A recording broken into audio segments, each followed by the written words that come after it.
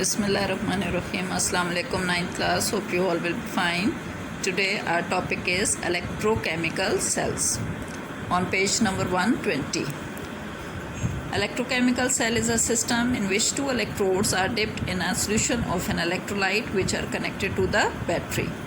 Electrochemical cell is an energy storage device in which either a chemical reaction takes place by passing electric current, which is called electrolysis, or a chemical reaction produces electric current. These cells are of two types, electrolytic cell and galvanic cell. कि ये एक ऐसा system है electrochemical cell कि जिसके अंदर electrodes को electrolytic solution के अंदर डिप किया जाता है और फिर उनको बैटरी से कनेक्ट किया जाता है. दो तरह के रिएक्शंस इसके अंदर होते हैं, या तो केमिकल रिएक्शन होता है जो इलेक्ट्रिक करंट के गुजारने से, या फिर केमिकल रिएक्शन खुद इलेक्ट्रिक करंट प्रोड्यूस करता है. उस बुनियाद पर इनके दो टाइप्स हैं. अब इनको हम वन बाय वन डिस्कस करेंगे.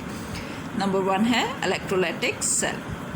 The type of electrochemical cell in which non-spontaneous chemical reaction takes place when electric current is passed through the solution. It is called electrolytic cell. Electrolytic cell क्या है कि वो electrochemical cell जिसके अंदर non spontaneous reaction के बारे में या स्पॉन्टेनियस रिएक्शन के बारे में हम पहले पढ़ चुके हैं.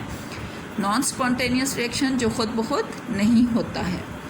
नॉन स्पॉन्टेनियस रिएक्शन जो होता है वो तब होता है इसके अंदर जब इसमें से सॉल्यूशन के अंदर से करंट को गुजारा जाता है. तो इस किस्म के सेल को हम कहते हैं electrolytic cell. And the process that takes place in the electrolytic cell is called electrolysis. Electrolytic cell के अंदर जो प्रोसेस होता है उसको हम इलेक्ट्रोलिसिस कहते हैं. And what is electrolysis? Here is the definition of electrolysis. It is defined as the chemical decomposition of a compound into its components by passing electric current through the solution of a compound or in the molten state of the compound. कि इसका मतलब क्या है कि decomposition का मतलब होता है टूट जाना, यानी कोई भी कंपाउंड जो है वो अपने कंपोनेंट्स में टूट जाता है जब उसके सॉल्यूशन में से या उसकी मोल्टन स्टेट में से इलेक्ट्रिक करंट को गुजारा जाता है. तो इस प्रोसेस को हम इलेक्ट्रोलिसिस कहते हैं और ये प्रोसेस इलेक्ट्रोलाइटिक सेल के अंदर होता है. इलेक्ट्रोलाइटिक सेल के यहाँ पे कुछ एग्जांपल्स हैं. फॉर एग्जांपल डाउन सेल या नेल्सन सेल, ये इलेक्ट्रोलाइटिक सेल हैं. यहाँ पे एग्जांपल इसमें देखिए डायग्राम में आपको एक इलेक्ट्रोलाइटिक सेल बना हुआ नज़र आ रहा है. हमने अभी पढ़ा था कि इलेक्ट्रोलाइटिक सेल क्या है, इसकी कंस्ट्रक्शन क्या होती है इस इलेक्ट्रोलाइटिक सेल की, कि it consist of a solution of an electrolyte. ये जो इसके अंदर ब्लू कलर में आपको नज़र आ रहा है ये सॉल्यूशन है, और सॉल्यूशन इलेक्ट्रोलाइट का सॉल्यूशन है. इलेक्ट्रोलाइट्स भी हमने अपने प्रीवियस लेसन में पढ़ लिए थे कि वो सब्सटेंसेस जिनके अंदर से इलेक्ट्रिसिटी पास हो सकती है. और क्यों हो सकती है सॉल्यूशन की फॉर्म में या मोल्टन स्टेट में? क्योंकि वो आयोनाइज हो जाते हैं. तो ये जो आपको पॉजिटिव और नेगेटिव आयंस नज़र आ रहे हैं ये इसी वजह से नज़र आ रहे हैं कि ये जो कंपाउंड है, जो इलेक्ट्रोलाइट है, वो आयोनाइज्ड हालत में सॉल्यूशन के अंदर मौजूद है. So the construction of this cell consists of a solution of an electrolyte in which two electrodes are dipped. अब ये जो साइड पे आपको ये प्लेट्स नज़र आ रही हैं, ये मेटल की प्लेट्स होती हैं या मेटल की रॉड्स हो सकती हैं जिनको इस सॉल्यूशन के अंदर डिप किया जाता है. इनको कहते हैं इलेक्ट्रोड्स. ठीक है. And these electrodes are connected to the battery. अब ये वायर के ज़रिए ये इलेक्ट्रोड्स किससे कनेक्ट हुए हैं? ये बैटरी है. ये बैटरी का सिंबल है और बैटरी के साथ इनको वायर के साथ इन इलेक्ट्रोड्स को कनेक्ट किया गया है दोनों को, और उसके बाद उनको इस सॉल्यूशन के अंदर डिप कर दिया गया है. ठीक है. तो ये हमारा टोटल स्ट्रक्चर या कंस्ट्रक्शन ऑफ इलेक्ट्रोलाइटिक सेल है. अब बैटरी के आपको पता है कि दो टर्मिनल्स होते हैं, positive and negative. The electrode which is connected to the positive terminal of the battery has positive charge and it is called anode. ठीक है. And the electrode which is connected to the negative terminal of the battery has negative charge and it is called cathode. So this is the construction of electrolytic cell. के एक electrolytic cell में electrolytic solution मौजूद होगा जिसके अंदर दो electrodes dip हुए में हैं. इलेक्ट्रोड्स को बैटरी के साथ जब कनेक्ट करते हैं तो उनके ऊपर एक के ऊपर पॉजिटिव चार्ज आ जाता है जिसको हम एनोड कहते हैं, और दूसरे के ऊपर नेगेटिव चार्ज आ जाता है जिसको हम कैथोड कहते हैं. Now we will discuss the working of electrolytic cell. Working of an electrolytic cell, when electric current is passed through the solution from the battery, the ions migrate to their respective electrodes. The anion, which are negatively charged ion, move towards anode and discharge by losing their electrons. Thus, oxidation reaction takes place at anode. While the cations, which are positively charged ions, move towards cathode and gain electron from the cathode. As a result, reduction takes place at cathode. अब होगा क्या कि जो आपने अभी देखा कि cell के अंदर आयंस मौजूद हैं, ठीक है, तो जैसे ही करंट पास करेंगे और इलेक्ट्रोड्स के ऊपर जब चार्ज आ जाता है तो जो सॉल्यूशन के अंदर आयंस हैं वो आपको पता है अपोजिट आयंस एक दूसरे को अट्रैक्ट करते हैं, तो जितने भी नेगेटिव आयंस हैं वो सारे के सारे पॉजिटिव इलेक्ट्रोड की तरफ जाएंगे और जितने भी पॉजिटिव आयंस हैं वो सारे के सारे नेगेटिव इलेक्ट्रोड के ऊपर जाएंगे और वहाँ पे जाके क्या होना है, ऑक्सीडेशन एंड रिडक्शन रिएक्शंस।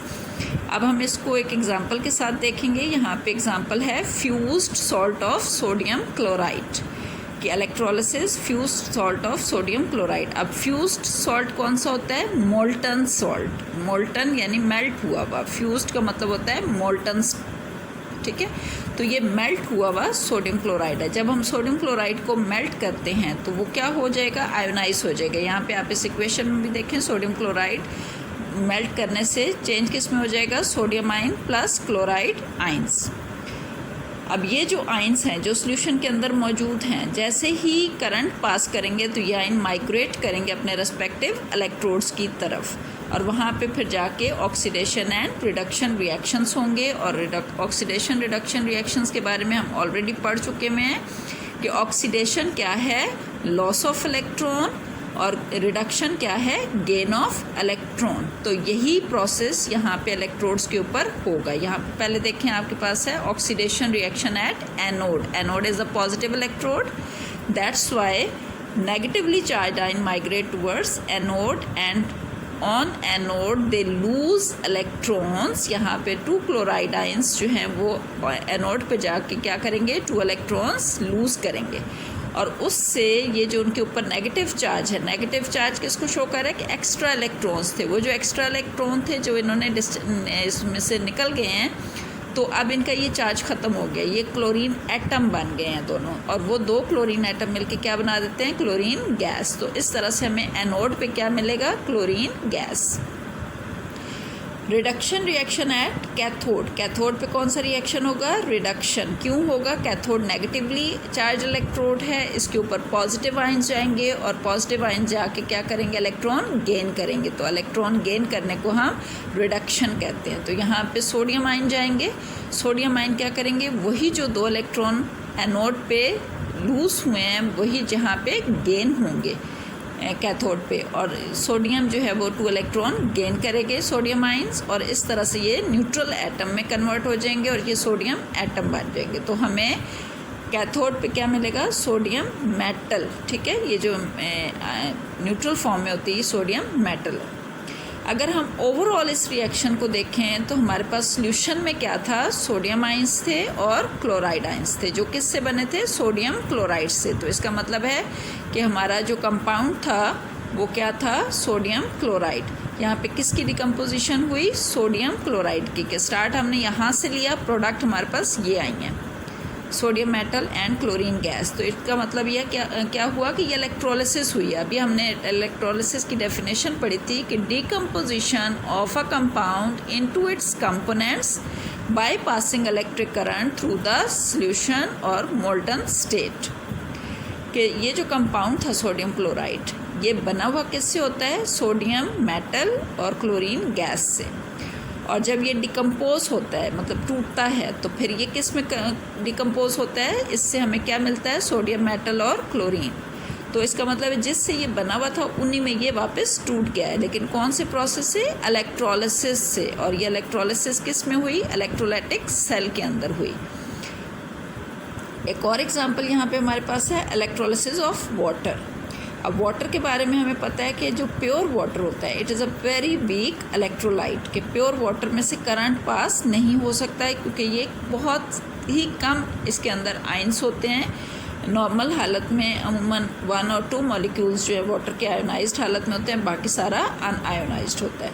लेकिन अगर हम इसकी इलेक्ट्रोलिसिस करना चाहें तो फिर हम क्या करेंगे, इसके अंदर फ्यू ड्रॉप्स ऑफ किसी एसिड के आप ऐड कर दें तो इससे इसकी आयोनाइजेशन बढ़ जाती है, तो फिर हम इसकी इलेक्ट्रोलिसिस कर सकते हैं।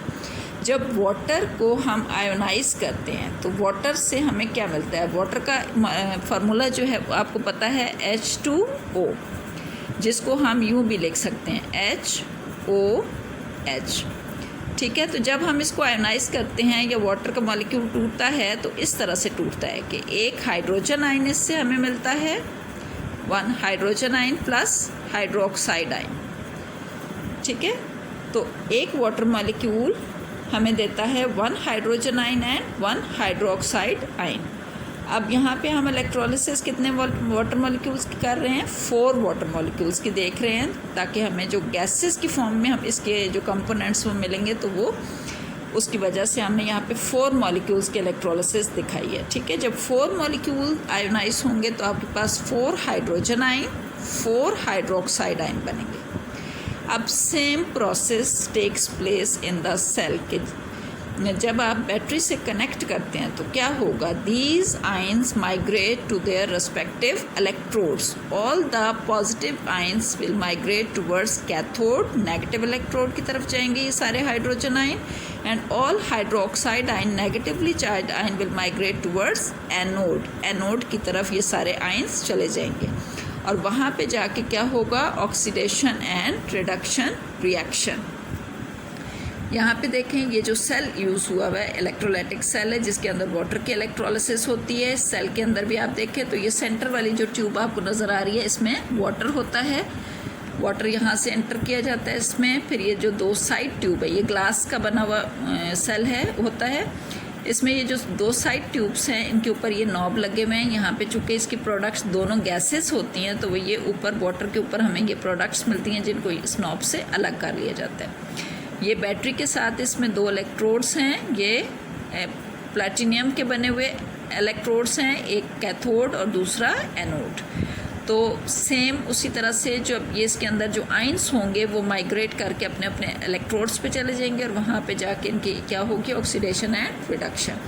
सो oxidation reaction at anode, anode positively charge electrode जिसके ऊपर नेगेटिव चार्ज आयन जाएंगे और वहाँ पे जाके डिस्चार्ज होंगे the form of oxygen gas.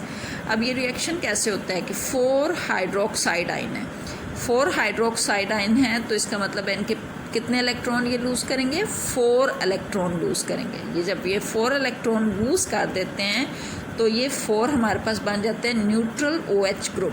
अब ये जो 4 OH ग्रुप न्यूट्रल बनेंगे इनमें से हमारे पास प्रोडक्ट कैसे आएगी, ये 2 हाइड्रोजन 1 ऑक्सीजन। ठीक है, ये मिलके बना देते हैं 1 H2O मॉलिक्यूल, एक वाटर मॉलिक्यूल।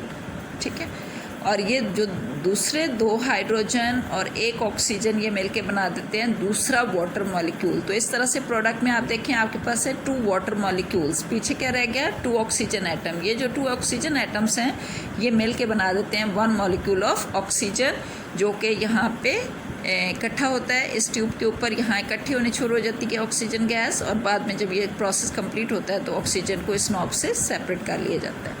तो ये एनोड के ऊपर ये रिएक्शन होगा कि जिसमें हाइड्रोक्साइड आयंस जो हैं वो इलेक्ट्रॉन लूज़ करेंगे जिससे हमें ऑक्सीजन गैस मिलेगी और कुछ वाटर मॉलिक्यूल वापस बन जाएंगे जिनकी दोबारा से आयोनाइजेशन होगी और ये प्रोसेस दोबारा से चलता रहेगा। Reduction reaction at cathode, cathode पे क्या हो रहा है, रिडक्शन। नेगेटिवली चार्ज इलेक्ट्रोड है, पॉजिटिव आयंस इसके ऊपर जाएंगे, वहाँ पे जाके उन्होंने क्या करना है, पॉजिटिव आयंस हमेशा इलेक्ट्रॉन गेन करते हैं क्योंकि उनके पास डेफिशिएंसी होती है इलेक्ट्रॉन्स की, तो वही 4 इलेक्ट्रॉन्स यहाँ पे ये गेन करेंगे और न्यूट्रल हो जाएंगे। 4 हाइड्रोजन एटम मिलेंगे हमें, 4 हाइड्रोजन एटम क्या करेंगे, 2 हाइड्रोजन मॉलिक्यूल्स बना देंगे, 2 एटम मिलकर एक मॉलिक्यूल बना देंगे। इस तरह से हाइड्रोजन गैस जो है वो हमें इस ट्यूब में यहाँ पे कलेक्ट होती जाएगी और यहाँ से फिर उसको हासिल कर लेंगे। तो इसकी अगर ओवरऑल रिएक्शन देखें तो हमारे पास हमने रिएक्शन स्टार्ट किससे किया था, वाटर से। तो वाटर मॉलिक्यूल, 2 वाटर मॉलिक्यूल्स को अगर हम आयोनाइज इसकी इलेक्ट्रोलिसिस करते हैं तो इससे हमें 2 molecules of hydrogen gas and 1 molecule of oxygen gas हासिल होती है। ये याद रखिएगा कि जब हम वाटर को इसको इलेक्ट्रोलाइज करते हैं या इसके इलेक्ट्रोलिसिस करते हैं तो वाटर के फार्मूले में भी अगर आप देखें तो फार्मूला H2O यानी हाइड्रोजन 2 टाइम्स है, ऑक्सीजन 1 टाइम है। तो इसकी प्रोडक्ट में भी हाइड्रोजन जो वॉल्यूम हाइड्रोजन का होगा वो ट्वाइस होगा एज़ कम्पेयर टू ऑक्सीजन। तो यहाँ पे भी आप देखें कि ऑक्सीजन जो है उसकी जो क्वांटिटी है उसकी निस्बत जो हाइड्रोजन हमें मिलेगी वो डबल मिलेगी, ठीक है। तो इस तरह से इलेक्ट्रोलिसिस ऑफ वाटर या electrolysis of fused sodium chloride जो हमने अभी पढ़ा है, उम्मीद है कि आपको ये रिएक्शन समझ में आ गए होंगे। आप ज़रूर इसको दोबारा से ख़ुद पढ़िएगा और एनोड और कैथोड के रिएक्शन बेटा आपने ख़ुद लिखने हैं ताकि आपको ये चीज़ समझ आ सके। Thank you.